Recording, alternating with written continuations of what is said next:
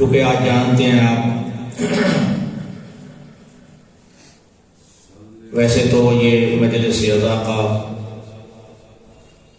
جو عنوان ہے وہ حضرت امام موسیٰ کاظم علیہ السلام کی شہادت کے حوالے سے ہے، اور آج 27 رجب المرجب ہے، روز مبعث پیغمبر خدا، یعنی جس دن اللہ کے حبیب نے اعلان نبوت فرمایا اور اللہ نے اپنے حبیب کو حکم دیا وَأَنذِرْ عَشِيرَتَكَ الْأَقْرَبِينَ، اے میرے حبیب سب سے پہلے اپنے قرابت داروں کو تنبیہ کرو، ڈراؤ اور تبلیغ کرو۔ تو لہٰذا آپ کہہ سکتے ہیں کہ آج روز اعلان نبوت بھی ہے، روز مبعث پیغمبر خدا بھی ہے، اور آج کے ہی دن اعلان کیا، جب کیا تو کہاں کیا؟ جناب ابو طالب کے گھر میں ایک دعوت میں، جس دعوت کا نام دعوت ذوالعشیرہ ہے۔ خالق اکبر نے ہدایت کا سامان ان بندوں کو فراہم کیا کہ اللہ نے اپنے بندوں کو بغیر ہدایت اور ہادی کے نہیں رکھا، چونکہ انسان یہ مرکب ہے، مجموعہ ہے دو چیزوں کا۔ انسان جسم اور روح سے مل کے بنا ہے، اکیلے جسم کو بھی انسان نہیں کہا جا سکتا اور اکیلی روح کو بھی انسان نہیں کہتے۔ جب جسم اور روح ملے گا تو تب اسے انسان کہا جائے گا۔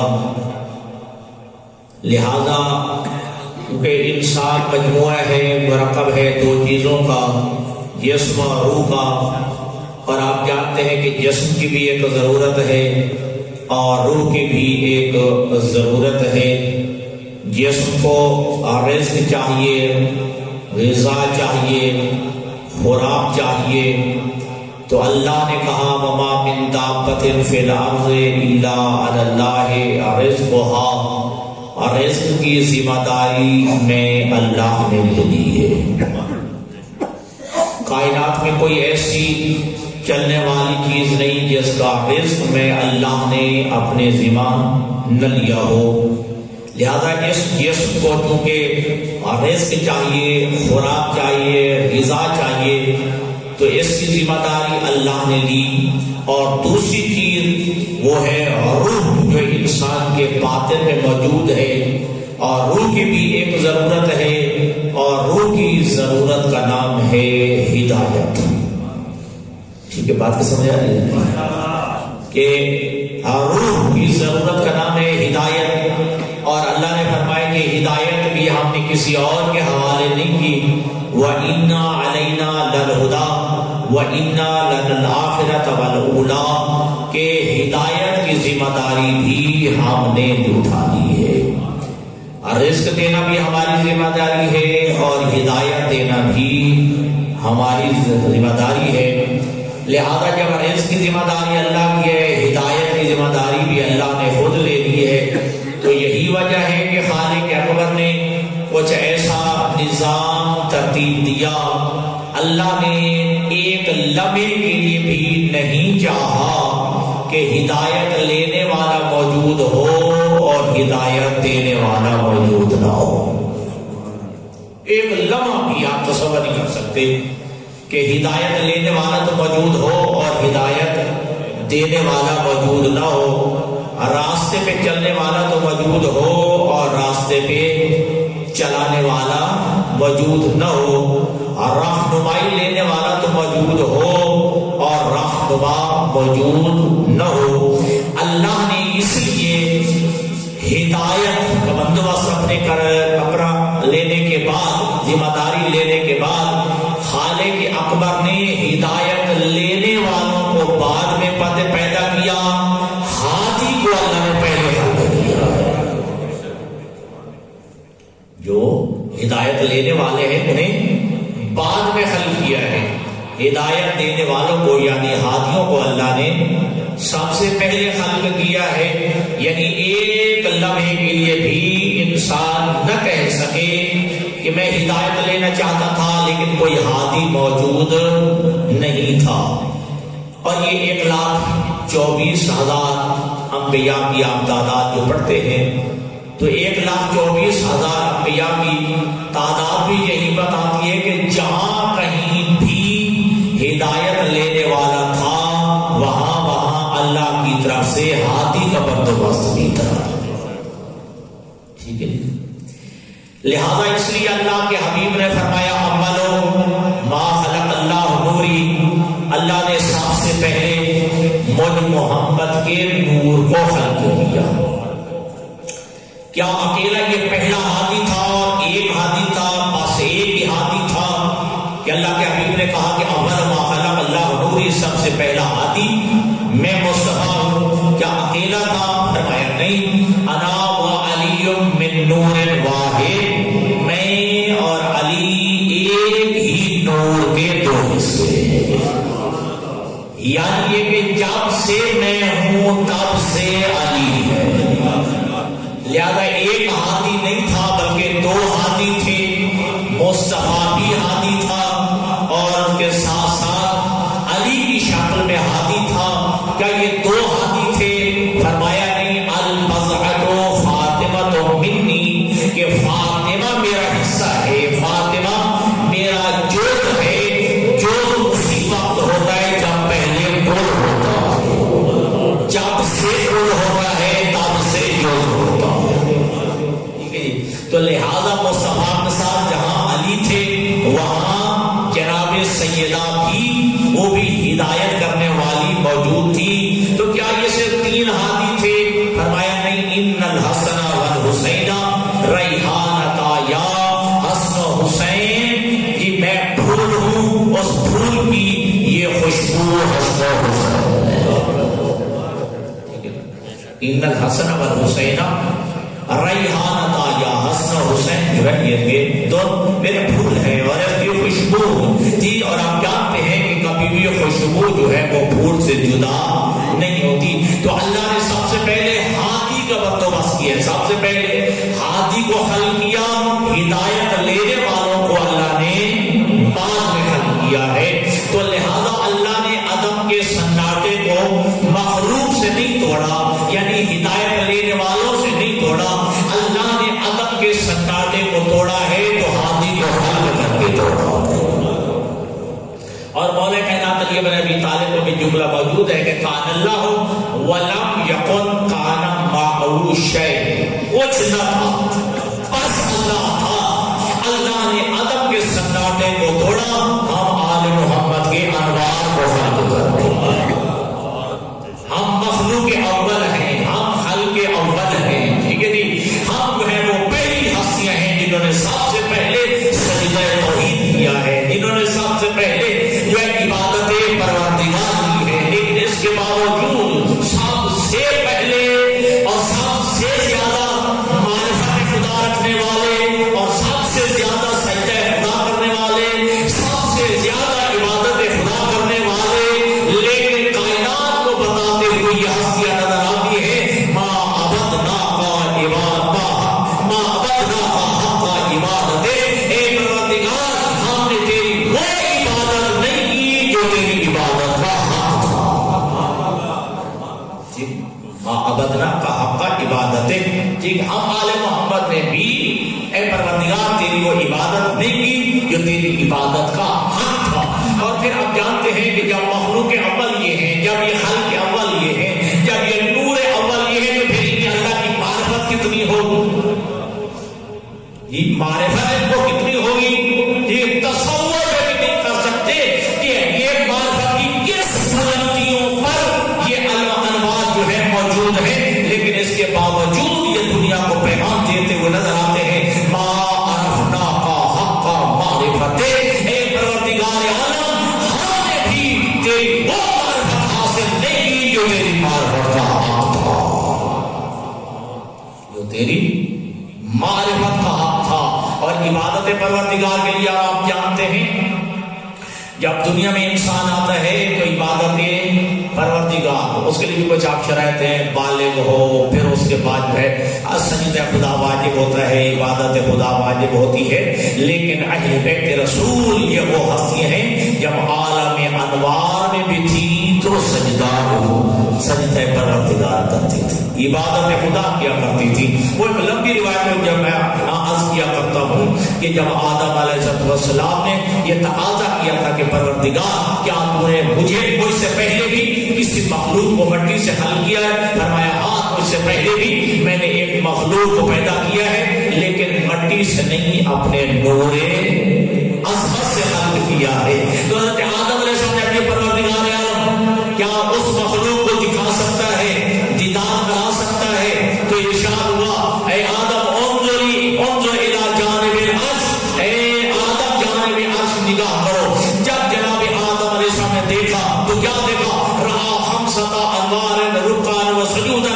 جناب آدم نے 5 نور دیکھے، رکوع و سجود میں مشغول.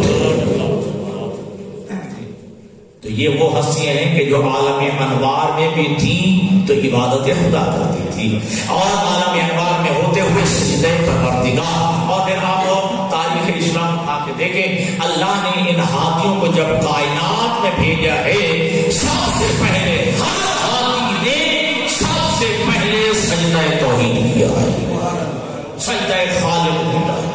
ٹھیک ہے، تو لہذا اللہ تبارک و تعالیٰ نے جو ہے ہدایت کا بندوبست کیا، ہدایت کی ذمہ داری اللہ نے اپنے پاس رکھی ہے.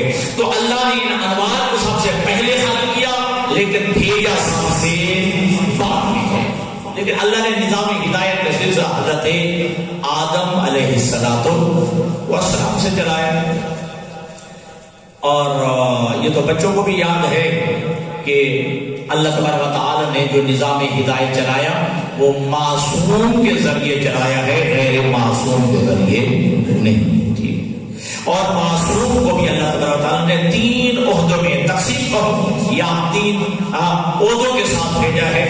ہر معصوم جو بھی جتنے بھی اللہ کے جو ہادی بن کے آنے والی مخلوق ہے، یا نبی کی صورت میں آئی ہے، یا رسول کی صورت میں، اور یا امام کی صورت میں. ٹھیک ہے، یا نبی بن کے آیا ہے جو ہادی اللہ کی طرف سے آیا ہے، تو یا نبی بن کے آیا، یا رسول بن کے آیا، اور یا امام بن کے آیا ہے. اور کل نبی ہے 1,24,000، اور ان میں سے 313 رسول ہیں، اور ان 313 میں سے بھی جو ہے 5 اولو العزم ہیں، صاحب شریعت ہیں، اور ان 5 میں سے بھی جو سب سے سید الانبیاء ہیں، سید المرسلین ہیں، خاتم النبیین ہیں، وہ ایک ہی ہستی ہے، حضرت محمد مصطفیٰ صلی اللہ علیہ وسلم. محمد. اور ایک ہماری منطق میں عام خاص بن وجہ ایک کہا جاتا ہے کہ ہر نبی رسول نہیں، ہر رسول نبی ہوتا. ٹھیک ہے، وجہ بات ہے ہر نبی وہ رسول نہیں ہوتا، لیکن ہر رسول نبی ہوتا ہے. ٹھیک ہے، ہر رسول صاحب شریعت نہیں ہوتا، لیکن ہر صاحب شریعت رسول ہوتا ہے. بات کو سمجھا گئی. اور اللہ نے یہ شرط عطا کیا ہے پیغمبر کرام کے قدر کو، جتنے منصب الہی تھے، مناصب الہی تھے، اللہ نے سارے عہدے ہمارے نبی مصطفیٰ کو دیا. نبی ہے تو ہمارا نبی ہے، رسول بھی ہے تو ہمارا رسول ہے. اگر عہدے جو ہے صاحب شریعت ہیں، اولو العزم ہیں، ٹھیک ہے، جتنے بھی مناصب ہیں اللہ نے ہمارے نبی کو عطا فرمائے. اور اللہ نے قرآن جیسی عظیم کتاب جو قیامت تک رہنے والی ہے وہ اللہ نے ہمارے نبی کو عطا کی ہے. اس طرح جو شریعت عطا کی ہے، اور یہ تمام شریعتوں کی ناسخ شریعت ہے جو قیامت تک رہنے والی ہے، وہ شریعت مصطفیٰ کی شریعت ہے. اور یاد رکھیے گا میرے نبی کے بعد اللہ نے کسی کو منصب نبوت بھی عطا نہیں کیا ہے. چلو ایک اور فضیلت آپ کے ذہن میں یقیناً آ گئی ہوگی، اللہ نے ہمارے نبی کو ایک ایسی چیز ہے وہ فضیلت عطا کی ہے جو سابقہ کسی نبی کو بھی اللہ نے عطا کی نہیں کی، وہ ہے کہ اللہ نے معراج عطا کیا تو مصطفیٰ کو.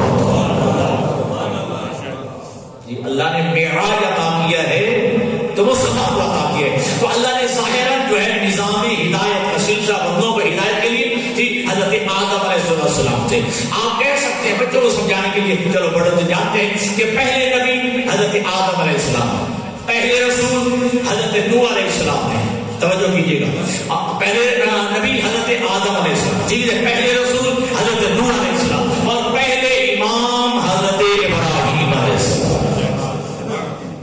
ٹھیک ہے جی۔ یہ سارے جو ہے منصب اللہ نے ہدایت کے منصب رکھے ہیں، ایک کو اللہ نے جو ہے ہادی بنا کے بھیجا، سلسلہ ہدایت چلتا چلتا جو ہے وہ آپ جانتے ہیں کہ ہمارے نبی تک پہنچا ہے، اور پھر پیچھے چلے جائیں تو پھر امامت حضرت آدم علیہ السلام ہے، حضرت ابراہیم علیہ السلام، تو پھر امامت کے لیے بھی حضرت ابراہیم علیہ السلام کا امتحان ہوا، پھر حضرت ابراہیم نے کہا کہ پروردگار کیا عہدہ امامت میری ضروریت اور میری نسل اور اولاد کو عطا کرے گا؟ ہاں میں عطا کروں گا، لیکن لا ینال عہد الظالمین، جو ظالم ہے وہ امام نہیں بن سکتا ہے، ٹھیک ہے جی۔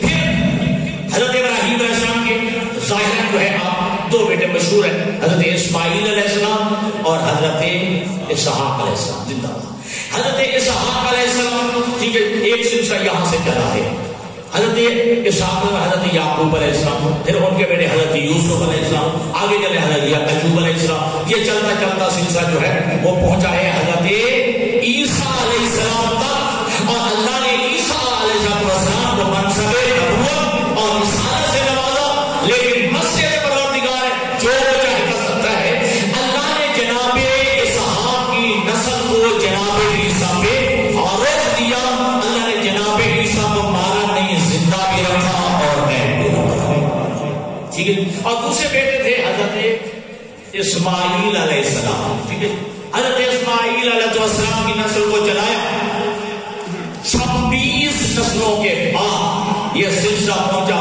حضرت نادار، حضرت مات، ٹھیک ہے جی، عدنان، یہ سلسلہ چلتا چلتا جو ہے پاک پیغمبر تک پہنچ گیا، ٹھیک ہے، پاک پیغمبر کا یہ سلسلہ چلا، اور وہاں جا کر چونکہ اللہ کا فیصلہ تھا کہ ما کان محمد ابا احد من رجالکم ولکن رسول اللہ وخاتم النبیین وکان اللہ بکل شیء علیم، چونکہ اللہ نے ہمارے نبی پہ منصب نبوت کو جو ہے روک دینا تھا، باب نبوت کو بند کرنا تھا، باب رسالت کو بند کرنا تھا، اللہ نے باب نبوت بند کیا ہے، باب رسالت بند کیا ہے، یہ ہمیں ناز ہے، فخر ہے، باب نبوت بند ہے، لیکن بصورت امامت یہ باب ہدایت جاری ہو سکتا، باب ہدایت جو ہے وہ امامت کی صورت میں جاری ہو سکتا ہے۔ علی ابن ابی طالب اور جناب سیدہ کا، ٹھیک ہے، پھر اس کے بعد ہے یہاں سے سلسلہ امامت شروع ہو جاتا ہے، ٹھیک ہے، لیکن ایک بات ذہن میں رکھیے گا، ہم یہی کہتے ہیں منصب نبوت، منصب رسالت، منصب امامت، یہ تمام عہدے اللہ کے عہدے ہیں، ٹھیک ہے، امام جو ہے امام نبی کے ساتھ منصب نبوت میں شریک نہیں، منصب رسالت میں شریک نہیں، لیکن فضیلت عزت میں بھی شریک ہے، ٹھیک ہے جی، علم میں بھی شریک ہے، ٹھیک ہے جی۔ تو ہمارے باقی ائمہ جو ہے وہ منصب فضائل میں، کمالات میں، وہ عزت کے حوالے سے ہو، وہ علم کے حوالے سے ہو، وہ شجاعت کے حوالے سے ہو، وہ سخاوت کے حوالے سے ہو، وہ عبادت کے حوالے سے ہو، تمام جو ہے ان فضیلتوں میں ہمارا ہر نبی جو ہے پیغمبر کے ساتھ شریک ہے، بہت زیادہ تھوڑی کرتی بلند سلام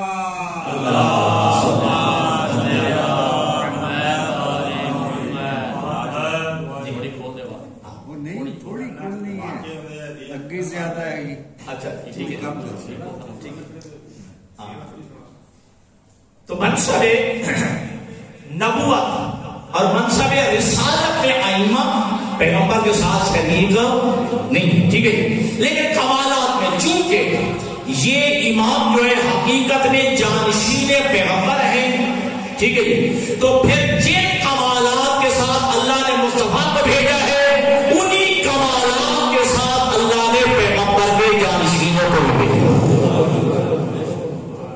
انہی کمالات کے ساتھ۔ اور آپ جانتے ہیں یہ حضرت جابر بن عبداللہ انصاری کی یہ روایت ہے، اور اہل سنت کی جو کتابیں ہیں ذخائر العقبہ، مودۃ القربہ، ینابیع المودۃ اور بہت ساری جو ہے ان میں یہ روایت موجود ہے۔ حضرت جابر بن عبداللہ انصاری پیغمبر خدا کے صحابی اور یہ راوی ہیں، حضور سے 3 طرح کی روایتیں نقل ہیں۔ اور پھر دیکھیے اتنے عظیم صحابی حضرت جابر بن عبداللہ انصاری کہ جو حدیث کی ساتھ بھی راوی ہیں، جناب سیدہ سے جو ہے روایت کرتے ہیں حدیث کی ساتھ۔ اور پھر یہ کہ ان کو یہ شرف حاصل ہے امام حسین علیہ السلام کی قبر مبارک کے سب سے پہلے زائر حضرت جابر بن عبداللہ انصاری، سب سے پہلے زائر حضرت جابر بن عبداللہ انصاری ہیں۔ اور اگلی بات ہے سنیے، تو اللہ کے نبی نے جو ہے ان کو 3 طرح سے یہ کہا کہ میرے بعد جو ہے میرے 12 جانشین ہوں گے، میرے 12 جو ہے خلفاء ہوں گے۔ ایک روایت میں کہ نام بتا دیا جی علی ثم الحسن ثم الحسین ثم علی ثم محمد، اس طرح ثم جعفر، ٹھیک ہے، بتاتے گئے۔ آخر میں کہا وہ ہوگا جس کا نام میرے نام پہ ہوگا، جس کی کنیت میرے نام کے ساتھ ہوگی۔ یا بلاؤ عدلا قسطن و عدلا کما مولیت ظلم و جورا، اور وہ جو آخری ہوگا وہ جو ہے پوری دنیا کو جو ہے عدل و انصاف سے پر کر دے گا، جس طرح کہ وہ ظلم و جور سے پر ہو چکی ہوگی۔ ایک اور دوسری روایت میں اللہ کے نبی نے وضاحت کر کے کہا میرے بعد 12 جانشین ہوں گے، میرے 12 خلیفہ ہوں گے، ساتھ علی، ساتھ باپ کا نام بتایا علی ابن ابی طالب، حسن ابن علی، حسین ابن علی، محمد ابن علی، ٹھیک، اس طرح جو ہے علی ابن حسین، اس طرح جو ہے پورا۔ اور تیسری روایت میں ہے کہ نام بھی بتایا، والد کا نام بھی بتایا، ساتھ جو ہے ان لقب کے ساتھ بتایا ہے، ٹھیک ہے، کہا کہ علی ابن ابی طالب امیر المومنین، جی حسن ابن علی المجتبی، حسین ابن علی الشہید، جی علی ابن الحسین زین العابدین، محمد ابن علی الباقر، جی اس طرح جو ہے 3 رہتے ہیں۔ لیکن جب جو ہے 5ویں پہ آئے، 5ویں کا نام لیا ہے یعنی امام محمد باقر کا نام لیا، جب جملہ آئے جابر ابن عبداللہ انصاری، تم میرے اس فضل کے ساتھ جو ہے ملو، ان کی زیارت کرو گے اور میرا انہیں سلام کہو۔ اتنی طویل ترین عمر پائی ہے حضرت جابر ابن عبداللہ انصاری نے، ٹھیک ہے، قبیلہ انصار کے۔ تو جب میرے اس بیٹے سے ملنا محمد باقر سے تو میرا سلام کہنا، اور یہی وجہ ہے کہ جب آخری آپ کے عمر کے ایام تھے تو آپ نابینا ہو گئے تھے، اور مدینہ کی گلیوں میں یہ کہتے ہوئے آواز لگاتے ہوئے جا رہے ہوتے تھے، یا باقر یا باقر یا باقر یا باقر، اور لوگ جو کر یہ دیوانہ ہو گیا ہے، ٹھیک ہے جی، ہاں پوچھتے رہتے تھے کہ اب جو ہے محمد ابن علی کا بیٹا پیدا ہوا ہے، جی علی ابن حسین کا یعنی امام زین العابدین کا، ٹھیک ہے، بارہ جب ملاقات ہوئی سلام بھی کے بعد لمبی بات ہو جائے، تو لہذا اللہ نے اپنے نبی کے بعد جو ہے نبی کے ذریعے 12 جانشینوں کا، 12 خلفاء کا اعلان کروایا، علم میں، حلم میں، شجاعت میں، سخاوت میں، عصمت میں، یہ سارے برابر ہیں۔ اور پھر یہ کہ ہمارا عقیدہ ہے کہ جو منصب امامت پہ فائد ہو یا منصب نبوت پہ فائد ہو یا منصب رسالت پہ فائد ہو، وہ علم اللہ کی طرف سے لے کے آتا ہے، دنیا میں کسی جو ہے استاد کے سامنے زانوے تلفظ دے نہیں۔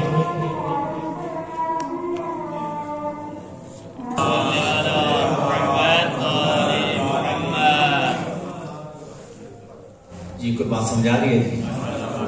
چھوٹے بچے ضرور سمجھیں ان چیزوں کو کہ تمام کمالات میں ٹھیک ہے یہ پیغمبر خدا کے ساتھ جو ہے وہ شریک ہے، علم، سخاوت، شجاعت، ٹھیک ہے۔ اور پھر یہ کہ اللہ تبارک و تعالیٰ نے ان کو پیغمبر کے جانشین کے ساتھ ساتھ حجت قرار دیا ہے، کائنات کے ہر ذرے پر یہ حجت بن گیا ہے۔ جب کائنات کے ہر ذرے پہ حجت بن کے، ہر مخلوق پر حجت بن کے آئے ہیں، تو پھر ہر مخلوق کی زبان بھی جانتے ہیں، اور اس مخلوق میں کی زبان سن کے انہی کی جو ہے زبان میں جواب بھی دے دیتے ہیں۔ اور کئی دفعہ آپ کو یاد کیا ہے کہ حضرت امام علی نقی علیہ السلام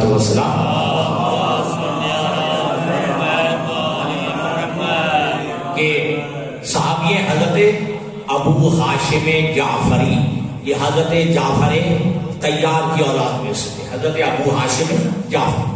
وہ کہتے کہ میں بیٹھا تھا امام کی خدمت میں، اتنے میں ہند کا رہنے والا ایک شخص امام کی خدمت میں آیا اور وہ ہندی میں امام سے کلام کرنے لگا، اور جب جو ہے ہندی میں کلام کی تو امام نے بھی ہندی میں ہی جواب دینا شروع کر دیا، ہندی زبان میں ہی جواب دینا شروع کر دیا۔ تو جب جو ہے یہ کلام ختم ہوا، گفتگو ختم ہوئی، تو حضرت ابو ہاشم جعفری کہتے ہیں مولا آپ ہندی زبان میں جانتے ہیں؟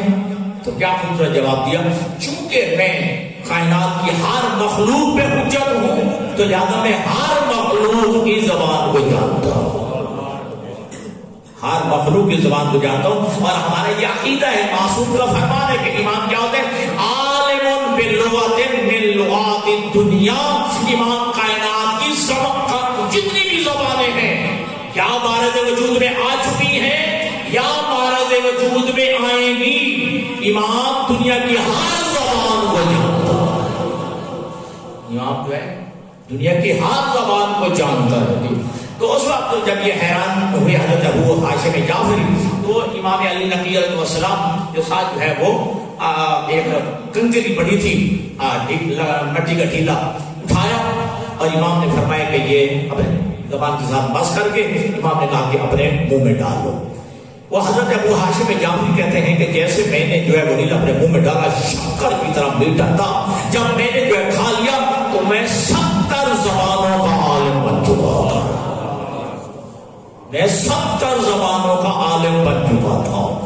اور پھر یہ کہ ہمارے تمام ائمہ جیسے میں کیا علم میں، علم میں، صحابت میں، شجاعت میں، یہ ایک علیحدہ جو ٹاپک ہے کہ دعوی سبونی صرف مولا کائنات علی بن ابی طالب نے کیا ہے۔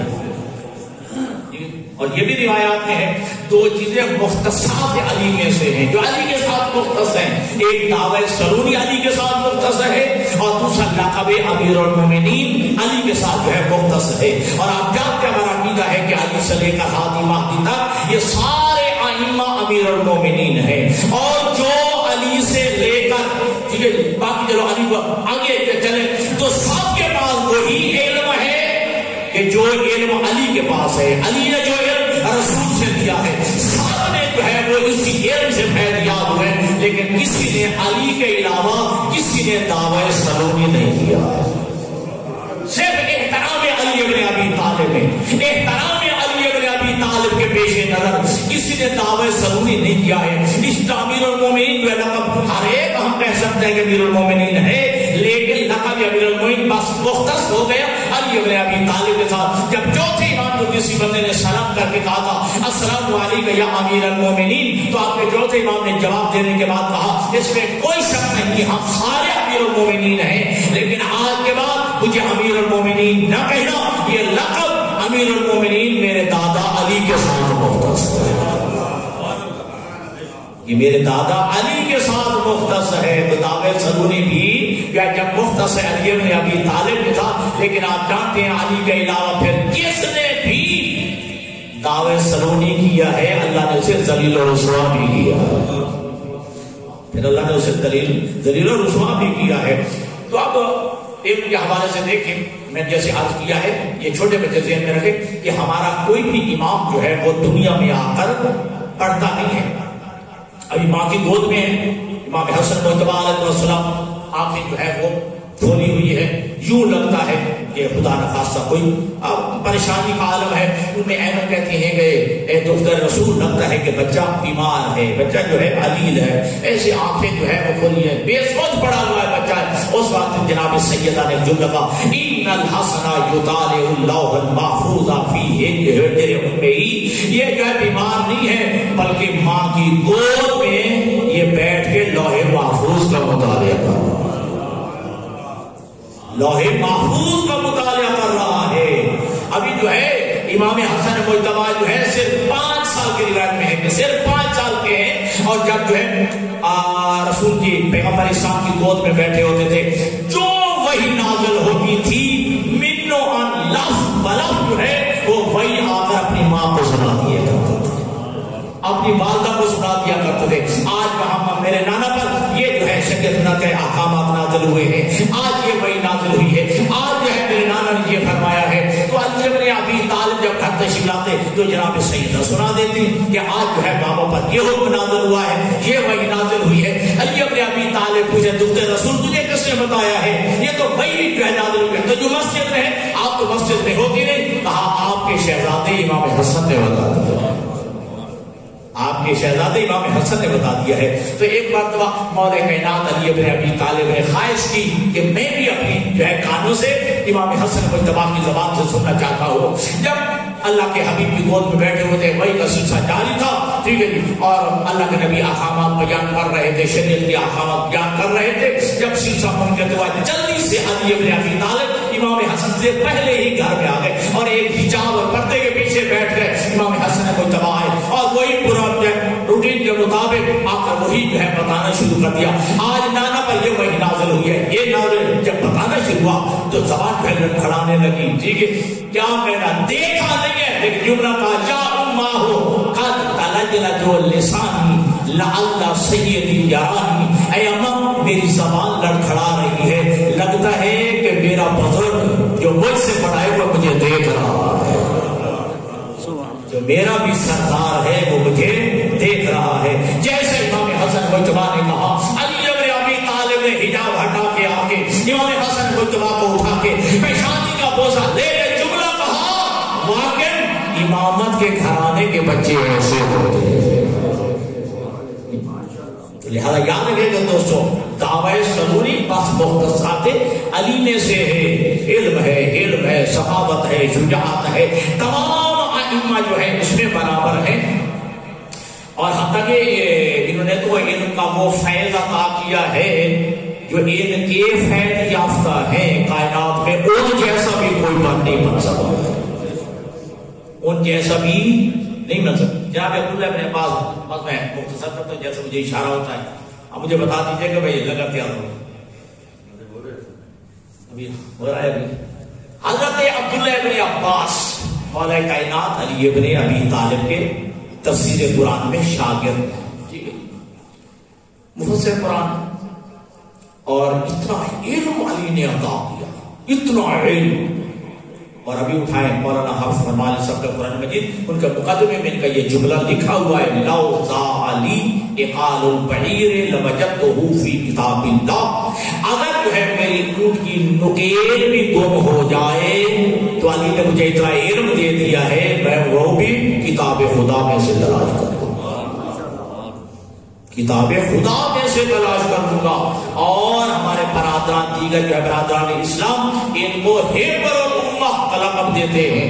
حبر الامہ کے معنی عالم امت, ٹھیک ہے جی, اور بیان کرتے ہیں کہ جناب عبداللہ ابن عباس عالم امت کیسے بنے ہیں. توجہ رکھیے گا, وہ کہتے ہیں اس وجہ سے بنے ہیں, اللہ کے نبی ایک دفعہ خرما تناول فرما رہے تھے, یعنی کھجور کھا رہے تھے, کھجور اللہ کے نبی کھا لیتے اور وہ گٹھلی ایک طرف رکھ دیتے, ٹھیک ہے. جب اتنی ساری گٹھلیاں اکٹھی ہو گئی تو جناب عبداللہ ابن عباس نے کہا, یا رسول اللہ اجازت ہے آپ کی یہ گٹھلیاں جو بچ گئی ہیں, جو آپ کے یہ زمان مبارک سے لگے, کیا میں چوس لوں ان کو, کیا میں ان کو چوس لوں. اللہ کے حبیب نے اجازت دی. ہاں عبداللہ ابن عباس جو ہے گٹھلیوں کو, تو جیسے ہی جناب عبداللہ ابن عباس نے ان گٹھلیوں کو چوسا ہے جی, تو اب جو ہے عالم امت بن گیا ہے. ہم یہی کہا کرتے ہیں, جو پیغمبر کے لعاب دہن کو چوستا ہے وہ تو عالم امت بن جاتا ہے. توجہ رکھیے گا, جو چوسی ہوئی گٹھلیوں کو سے چوس لیتا ہے وہ عالم امت بن جاتا ہے. اور وہ ہستیاں جنہوں نے لعاب دہن پیغمبر کو چوسا ہے, لعاب دہنے پیغمبر کو چوسا ہے, ان کا علم کا مقام کیا ہوگا وہ ان ہستیوں کا. اور آپ جانتے ہیں کہ جب علی ابن ابی طالب دنیا میں تشریف لائے ہیں تو لسان پیغمبر کو چوسا ہے, لعاب دہنے پیغمبر کو چوسا ہے. اور روایت یہی کہتی ہے کہ صرف زبان کا چوسا مقصود نہیں تھا, بلکہ کیا تھا, وَأَذْ زبان مبارک دوادہ چشمے کشود شد. پیغمبر کی زبان سے علم و حکمت کے 12 چشمے جاری ہو گئے جو علی سیراب ہو رہے تھے. توجہ, جو علی سیراب ہو رہے تھے.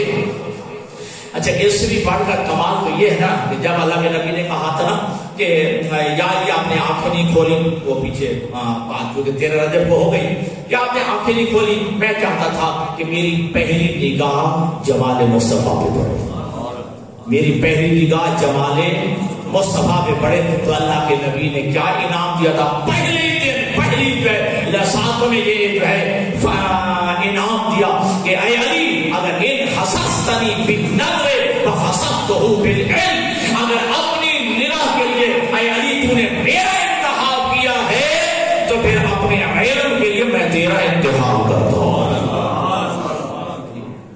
اپنے علم کے لیے میں تیرا انتخاب کرتا ہوں۔ تو دوستو یہ عبداللہ ابن عباس جو مفسر قرآن ہے اور تفسیر قرآن میں مولا کائنات علی ابن ابی طالب کی شاگرد ہیں، یہ خود روایت کرتے ہیں کہ میں ایک مرتبہ نماز عشاء مولا کائنات نے پڑھائی، ٹھیک ہے، باقی سارے چلے گئے، میں اور مولا کائنات علی ابن ابی طالب مصلی پہ بیٹھے، ٹھیک، علی ابن ابی طالب نے بسم اللہ الرحمن الرحیم کی تفسیر بیان کرنا شروع کر دی، ٹھیک ہے، یہ اتنی تفسیر بیان کر رہے تھے کہ ادھر طلوع فجر کا وقت ہو گیا، طلوع فجر کا وقت ہو گیا، اور مجھے حسرت ہوئی کہ کاش رات لمبی ہو جاتی، علی بیان کرتے رہتے اور میں سنتا رہتا، ٹھیک ہے جی۔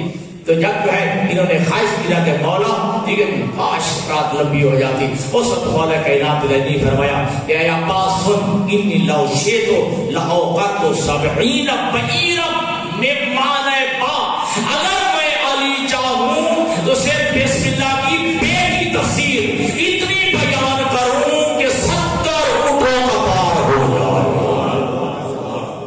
70 اونٹوں کا پار ہو جائے، صرف با کی تفسیر کروں، بسم اللہ الرحمن الرحیم کی با کی تفسیر کروں، 70 با جو ہے اونٹوں کا پار ہے۔ اسی عبداللہ ابن عباس سے جب پوچھا گیا کہ آپ کے اور علی کے علم میں کیا نسبت و تناسب ہے، اس وقت جناب عبداللہ ابن عباس نے کہا کبھی سمندر دیکھا ہے؟ کہاں دیکھا ہے؟ کیا اس میں قطرہ بھی دیکھا ہے؟ کہاں دیکھا ہے؟ کہا علی کے علم کے مقابلے میں یہی نسبت ہے میرے علم کی جیسا سمندر کے مقابلے میں ایک قطرے کی نسبت ہوتی ہے، جیسا سمندر کے مقابلے میں ایک قطرے کی نسبت ہوتی ہے۔ اور اس سے بھی بڑا جرم ابن ابی الحدید معتزلی، اور یہ ذہن میں رکھیے گا، اور یہ شرف ہے علی ابن ابی طالب کا کہ نہج البلاغہ کو اپنوں نے شاید کی تفسیر نہیں لکھی، 20 جلدوں میں ابن ابی الحدید معتزلی نے نہج البلاغہ کی شرح لکھی ہے، برادران اہل سنت کے عالم دین ہے، ابن ابی الحدید معتزلی 20 جلدوں میں نہج البلاغہ کی شرح لکھی ہے، وہ جو جناب عبداللہ بن عباس کا جملہ اور پڑھ کے لکھتے ہیں، جب جناب عباس سے پوچھا گیا کہ آپ کے اور علی کے علم میں کیا نسبت ہے، انہوں نے جملہ پڑھ کے کہا علمی و علم اصحاب رسول اللہ کقطرۃ من سبعۃ ابحر، صرف میرا علم نہیں، میرا بھی اور تمام اصحاب رسول کا علم علی کے مقابلے میں ایسے ہے جیسے 7 سمندروں کے مقابلے میں ایک قطرہ ہوتا، 7 سمندروں کے مقابلے جو ایک قطرہ ہوتا ہے۔ اس طرح میرے تمام اصحاب رسول کے علم علی کے مقابلے میں ایسے ہے، تو لہذا یہ تمام ہمارے علماء جو حجت ہے، جب حجت ہے تو اس کا مطلب ہے کہ یہ دنیا کے ہر ذرے پہ متصرف بھی ہے، جو چاہیں کر بھی سکتے ہیں باذن خدا، باذن خدا کر بھی سکتے ہیں۔ ایک عربی اللہ کے حبیب کی خدمت میں آیا، گو جسے آپ اپنی زبان میں گو کہتے ہیں، ٹھیک ہے، یہ پکڑ کے رسول خدا کی خدمت میں کہتا ہے کہ اے محمد ابن عبداللہ، اگر تم کہتے ہو کہ تم اللہ کے نبی ہو، اگر یہ گو جو ہے یہ بول کے ٹھیک ہے بول پڑے، میں آپ کی نبوت کی گواہی دوں گا، میں کلمہ پڑھ دوں گا، ٹھیک ہے جی۔ اللہ کے نبی نے جو ہے ہاتھ دعا کے لیے بلند کیے، ابھی اللہ کے نبی کی دعا ختم نہیں ہوئی تھی، یہ وہ فصیح زبان میں بول کے کہتی ہے اشہد ان لا الہ الا اللہ واشہد ان محمد رسول اللہ، میں گواہی دیتی ہوں اللہ کے علاوہ کوئی معبود نہیں، اور میں گواہی دیتی ہوں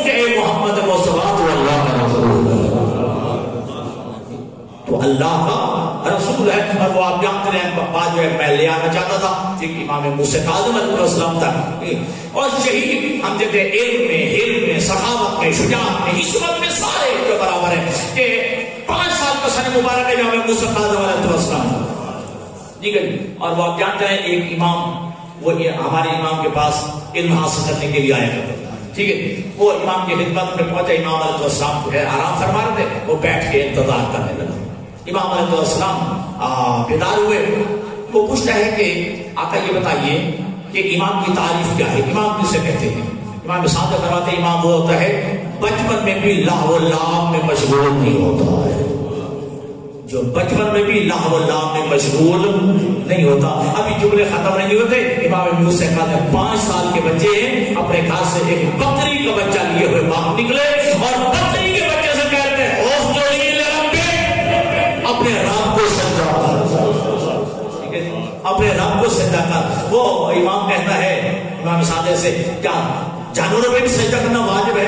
آپ میرے بیٹے کا مقصد یہ نہیں ہے، میرا بیٹا سمجھانا یہ چاہتا ہے ہم وہ ہستیاں ہیں جو یہ بھی برداشت نہیں کرتے کہ جانور بھی خدا کے سامنے نہ جھکے. ہم اس منزل پہ فائز ہیں. ہم نہیں چاہتے کہ جانور بھی جو ہے اللہ کو سجدہ نہ کرے، اللہ کے سامنے سجدہ ریز نہ ہو، اللہ کی عبادت نہ کرے. تو یہ جملہ میرا ہے، آگے امام کا جملہ نہیں ہے. جو امام یہ برداشت نہیں کرتا کہ جانور جو اللہ کو سجدہ نہ کرے، جانور جو اللہ کے سامنے سجدہ ریز نہ ہو، وہ امام انسانوں کے لیے کیسے برداشت کر سکتا ہے؟ اور امام کے وہ جملے ہیں امام اس امام کے عادل بہت اچھی چیز ہے لیکن میرے شیعوں میں جو ہے وہ تو بہت اچھا ہے. ٹھیک ہے جی. وہ بہت ساری جو ہے لمبی تفصیل ہے، لمبی جو ہے وہ حدیث موجود ہے. امام موسیٰ کاظم علیہ السلام نے کئی مرتبہ، اور آپ جانتے ہیں چونکہ وہ کبرا جعفری صاحب کو ہزاروں دفعہ یہ واقعات بڑھ چکے ہیں، لیکن اشارہ یہ ہے کہ امام نے جو ہے اپنی زندگی میں اپنے ماننے والوں کا تحفظ کیا ہے. اپنے ماننے والوں کا تحفظ. علی بن یقین کا واقعہ آپ کے سامنے ہے. تو علی بن یقین کو کئی دفعہ بچایا ہے. ایک دفعہ جو ہے وضو کے حوالے سے بچایا ہے کہ ایسے وضو کرو جیسے ہمارے مخالفین کا ہے. جب خطرہ ٹل گیا پھر حکم بھیجا اب ایسے کرو جیسے ہم چاہتے ہیں، جیسے ہمارا جو ہے عقیدہ اور مذہب ہے ویسے. جی خطرے سے بچایا ہے. پھر مخالط اور لباس جو ہے وہ جو آپ جہاں سنتے رہتے ہیں تو امام کو بھی تو لہذا یہاں پہ علامہ نقی نے جملہ لکھا ہے. وہ امام بتا رہے ہیں، امام کہنا یہ چاہتے ہیں کہ میرے شیعوں کے حاجات کو پورا کرنا تیرا کام ہے، تیری حفاظت کرنا ہمارے ذمہ ہے.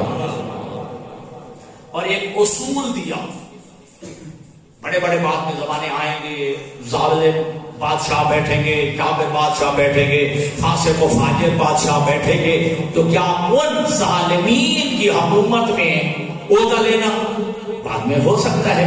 سوال ہو. اور امام نے 1400 سال پہلے ہی بتا دیا. جب علی بن یقین کو آفر ہوئی تھی نا ہارون رشید کی طرف سے وزارت کی، تو امام کو خط لکھا کہ آقا مولا مجھے علی بن یقین جو ہے وہ وزارت کی پیشکش کر رہا ہے، کیا میں وزارت قبول کروں؟ تو امام نے کہا ہاں، ورنہ جائز نہیں ہے. اس شرط میں تمہیں اجازت دیتا ہوں کہ کوئی ہمارا ماننے والا تیرے دربار میں آئے خالی واپس نہ آئے. جو ہمارا ماننے والا دربار میں آئے پھر خالی نہ آئے، وہ ایک جو ہے ذہن میں لے کے جائے گا میرا مولائی بھائی بیٹھا ہے، میرا مولائی بھائی بیٹھا ہے، میرا پیر بھائی بیٹھا ہے، لہذا وہ واپس نہ آئے. لہذا میں اس بات پہ جو ہے تجھے اجازت دیتا ہوں. لہذا کبھی کسی ظالم کی زندگی، اس کے زندہ ہونے کی خواہش کرنے کو بھی آئمہ نے منع کیا ہے. صفوان جمال کی صاحب بیان کرتا تھا، صفوان جمال جو اونٹ کرائے پہ دیا کرتا تھا. ٹھیک ہے. ہارون رشید جو ہے وہ اونٹ کرائے پہ لیے، اس سے صفوان جمال سے لیا. امام علیہ السلام کو پتہ چلا، امام علیہ السلام نے بلایا. ٹھیک ہے. تو اونٹ جو ہے کرائے پہ دیتا ہے ہارون رشید کو، ظالم بادشاہ ہے. ٹھیک ہے. تو مولا میں دیتا ہوں، مجھے وہ کرایہ دیتا ہے، پیسے دیتا ہے. ٹھیک ہے. اب امام کا سوال، امام فرماتے ہیں جب وہ اونٹ لے جاتا ہے تیرے ذہن میں یہ خیال رہتا ہے کہ نہیں کہ وہ زندہ رہے تاکہ صحیح و صالح مجھے کرایہ بھی مل جائے میرے اونٹ بھی مل جائے تو کسی ظالم کی زندگی کی تمنا کرنا بھی جائز ہے. ٹھیک ہے. اور یہی ہمارے ائمہ نے جو ہے ہمیں درس دیا ہے. یہ 4 سال کا بچہ ہو تو بھی امام ہے, اگر جو ہے بڑھاپے کی منزل پہ پہنچ جائے تو بھی امام ہوتا ہے. اور جو ہے توحید کے حوالے سے دیکھ لیجئے کہ جب امام ابو حنیفہ نے یہ آ کے کہا تھا نا امام صادق علیہ السلام کی خدمت میں کہ آپ تو کہتے ہیں کہ ہمارا جو ہے 1 سال کا بچہ بھی ہو 2 سال کا بھی بچہ ہو معصوم ہوتا ہے. ٹھیک ہے جی, معصوم ہوتا ہے. لیکن میں نے آج دیکھا ہے آپ کا بیٹا موسیٰ کاظم ایسی جگہ پہ نماز پڑھ رہا تھا جہاں سے لوگ آگے سے گزر رہے تھے. کیا اس جگہ پہ نماز پڑھنا جائز ہے؟ اگر کہتے ہیں کہ وہ معصوم ہوتا ہے, وہ امام ہوتا ہے, وہ حجت ہوتا ہے, ہمارا چاہے 1 سال کا بچہ بھی کیوں نہ ہو, تو کیا ایسی جگہ پہ نماز پڑھنا جہاں سے لوگ آگے گزر رہے ہوں کیا یہ جائز ہے؟ ٹھیک ہے, ابھی باتیں ختم ہوئی. امام موسیٰ کاظم تشریف لائے ہیں اور کہا ہے کہ بیٹا موسیٰ کاظم ذرا اس سے جواب دو. اعتراض کر رہا ہے آپ پہ کہ آج آپ نماز اس جگہ پہ کھڑے ہو کے پڑھ رہے تھے, سامنے سے لوگ گزر رہے تھے, آپ کو خشوع و خضوع ختم ہو گیا. امام فرماتے ہیں ہاں میرا خشوع و خضوع کو تب ختم ہوگا جب میرا یہ عقیدہ ہوگا کہ میرا اللہ مجھ سے جدا ہے. میرا عقیدہ یہ میرے اور اللہ کے درمیان کوئی حائل ہو ہی نہیں سکتا. میرے اور اللہ کے درمیان کوئی حائل ہو ہی نہیں سکتا. میرے اور اللہ کے درمیان کوئی جدائی نہیں ہے. ٹھیک ہے, جب فاصلہ ہی نہیں ہے. دوبارہ میرے عزیزان کرام یہ بات ہمارے ائمہ نے جو ہے ہر حوالے سے ہماری رہنمائی کی ہے, لیکن افسوس اس بات کا ہے نہ ہمارے کسی امام نے بغاوت کی ہے, نہ کسی قسم کی سازش اور شورش میں شریک ہوئے, لیکن ہمیشہ مخالفین کو ہمارے ائمہ سے خطرہ رہا. اور تمہارا یہ امام وہ ہے جن کے بارے میں روایت میں ہے کہ ینتقلو من سجن الی سجن, جو ساری زندگی ایک قید خانے سے دوسرے قید خانے منتقل ہوتا رہا. ایک قید خانے سے دوسرے قید خانے میں منتقل ہوتا رہا ہے. اور آپ جو جملہ سنتے رہتے ہیں کہ آپ کی جوانی و پیری اسیری میں گزر گئی ہے, قید خانے میں آپ کی جوانی بھی آپ کا بڑھاپا بھی قید خانے میں. کائنات میں 3 مظلوم ایسے ہیں. اب پہلے جتنا بھی ذہن آپ کا جس طرف تھا اب ذہن کو ذرا حاضر کرنا تاکہ زہرا راضی ہو جائے, زہرا کے بیٹے کا بوسا ہو جائے. 3 مظلوم ایسے ہیں جن کا جنازہ 3 دن برابر بغیر غسل و کفن کے پڑا رہا ہے. تمہارے 3 مظلوم امام ایسے ہیں جن کا جنازہ 3 دن برابر بغیر غسل و کفن کے پڑا رہا ہے.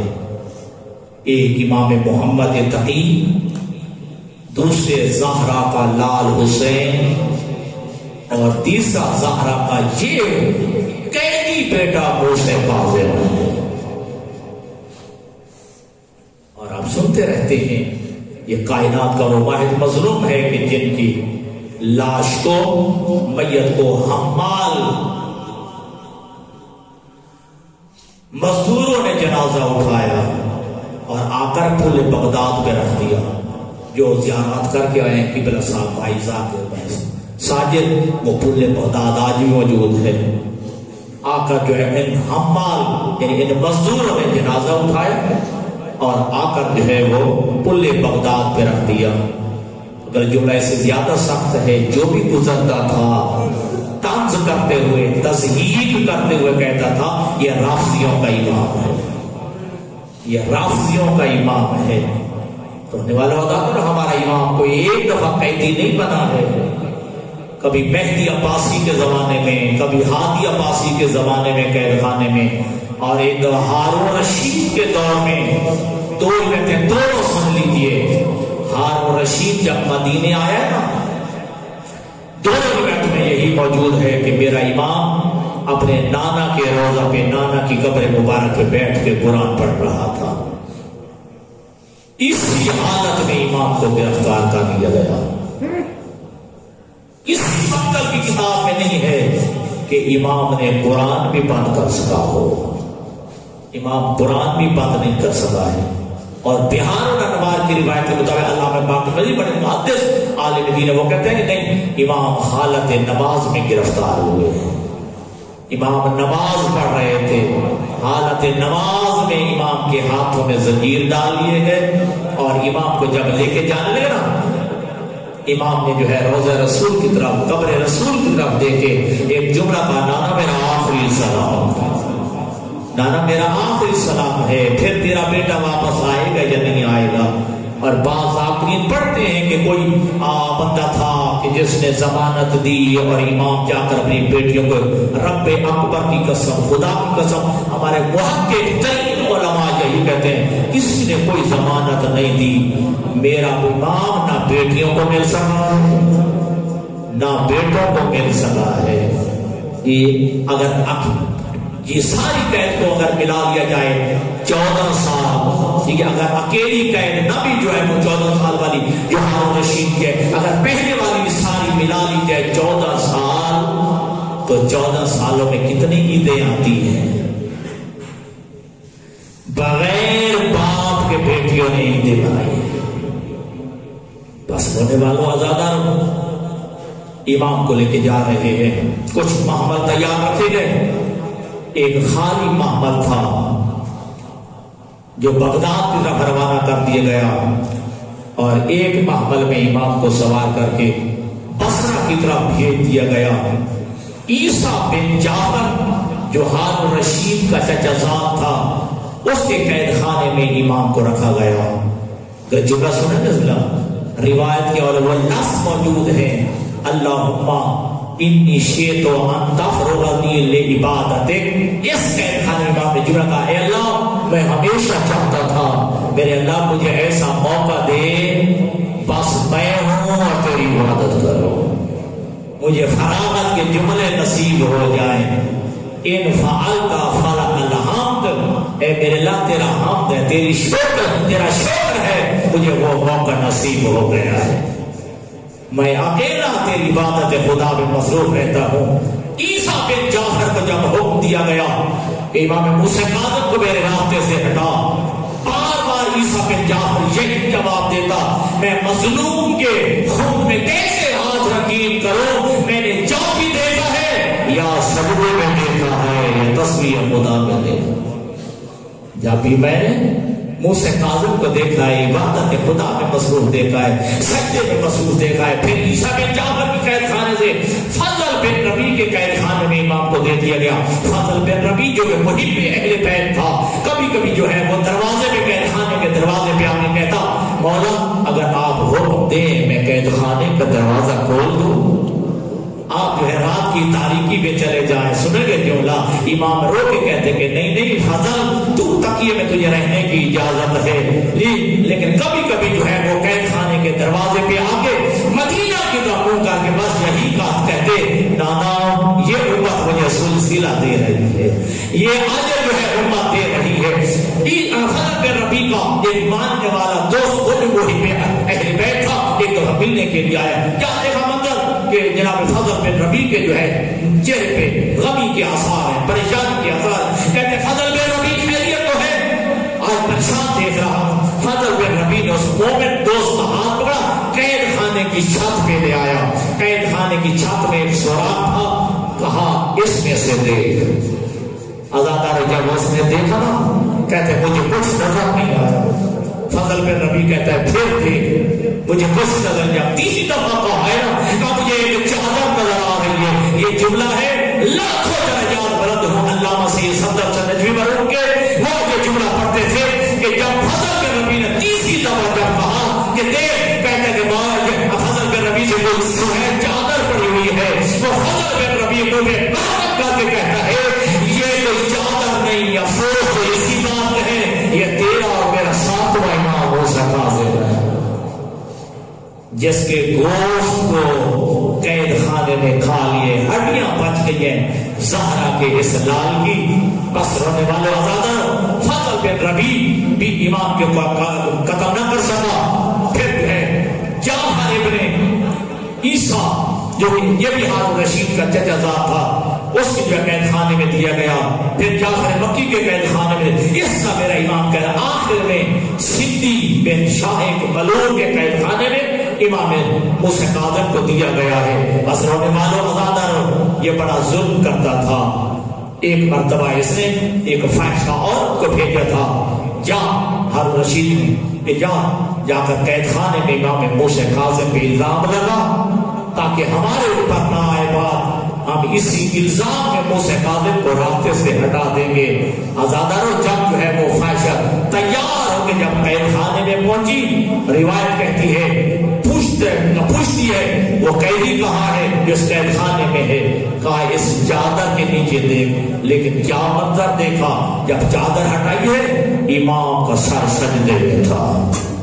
امام کہہ رہے تھے سبوح قدوس رب الملائکۃ والروح. اللہ جانے کیسی تاثیر تھی امام کے لفظوں میں کہ یہ بھی سجدے میں گر گئی ہے. کچھ دیر کے بعد اس نے عالم خواب میں دیکھا ایک بی بی ہے, سیاہ برقع پہنا ہوا ہے جی, اور اس بی بی نے جملہ کہا اے قدید خدا تجھے کیا ہو گیا ہے کہ جو میرے بیٹے کے جو ہے خون میں ہاتھ رنگین کرنا چاہتی ہے. میرے بیٹے کا جرم کیا ہے؟ کہ جلدی سے تڑپ کے کہتی ہے کہ تو کون ہے, یہ قیدی کون ہے؟ کہا میں تیرے نبی محمد کی بیٹی زہرا ہوں اور یہ میرا مدت کا قیدی امام موسیٰ کاظم ہے. جلدی سے تڑپ کے اٹھی ہے, آج ہے تمہارا ہارون رشید کے دربار میں پھینک جا کر چادر پھینک کہتی ہے کہ میں تیرے مال و مقام پہ لعنت کرتے ہوں, تیرے مال و دولت پہ لعنت کرتے ہوں. مجھے کیا پتا تھا کہ زہرا کا گھر اجڑ رہا ہے, تو میرے ہاتھوں سے زہرا کا گھر اجاڑنا چاہتا ہے. بس آزادہ سندی بن زاہد کے شاہد ملون نے جو ہے وہ انگوروں میں یا بعض روایت میں ہے کہ کھجوروں میں جو ہے زہر دیا ہے. 23 رجب کو زہر دیا گیا, رات گزری ہے, 24 کا دن آیا ہے. یہ سندی بن شاہد بڑے بڑے رؤوسا کو اور علماء کو لے کے قید خانے میں آیا. بتانا یہ چاہتا تھا کہ یہ خود بیمار ہے, ہم نے کوئی سے زہر نہیں دیا ہے. آزادہ جب امام موسیٰ کاظم کے پاس لے کے آئے نا, یہ کپڑا ہٹا کے کہا دیکھو یہ خود مر رہا ہے, ہم نے کوئی سے جو ہے زہر نہیں دیا ہے. آزادہ جب واپس جا گئے امام نے ایک جملہ کہا, او یا علماء و رؤوسا یہ جھوٹ بول رہا ہے, انی سممت فی 10 اشراط مرات, مجھے 9 مرتبہ زہر دیا گیا ہے, یہ آخری مرتبہ مجھے زہر دیا گیا ہے. قد آذر غدن, میں آج موجود ہوں, وبعد غدن اموت, کل میں موجود نہیں ہوں, کل میں دنیا سے چلا جاؤں گا. بس آزادہ جب اس نے امام نے یہ کہا, جلد سے سندی بن شاہد باہر نکلا ہے اور یہ رؤوسا علماء پر یہ واپس آئے. کھجور کی ٹہنی پڑی تھی. آزادہ امام کے جو ہے بس پہ جب مارنے لگا کہ تو نے بتایا کیوں ہے کہ مجھے زہر دیا گیا ہے, جب یہ ٹہنی سے امام کی بس پہ ظلم کرنے لگا, امام نے ایک جملہ کہا, مدینہ میں کر کے ایک جملہ کہا, دادا حسن جب تجھے زہر ملی ہے نا تیری بہنیں بھی موجود تھی, تیرے بھائی بھی موجود تھے, تیرے بیٹے بھی موجود تھے. دادا حسن میں اکیلا جو ہے قید خانے میں تڑپ رہا ہوں. بس رونے والوں آزاداروں, جب زہر کا اثر بڑا ہے, جو قید خانے کا دروازہ کا 2 نام آئے ہیں, ایک کا نام جو ہے وہ مسیب آیا ہے اور دوسرا زید بن زہر نام آیا ہے. جو بھی دروغ ہو, امام نے کہا ہے مجھے زہر مل گیا ہے, مجھے زہر دے دیا گیا ہے. جلدی سے جو ہے ذرا یہ دروازہ کھول, کہتا ہے کہ مجھے اجازت نہیں ہے. آزادہ مسیب کہتا ہے میں نے اچانک میری آنکھیں بند ہو گئی, میں نے محسوس کیا کہ زنجیر اترنے کی آواز آئی ہے, اور آواز آنے کے ساتھ ساتھ ایک امام نے جملہ کہا, رضا بیٹا جلدی آ, مجھے زہر مل گیا ہے, آپ اسے دستار امامت لے جا, آپ اسے اسرار امامت لے جا. بس آزادہ امام آئے ہیں,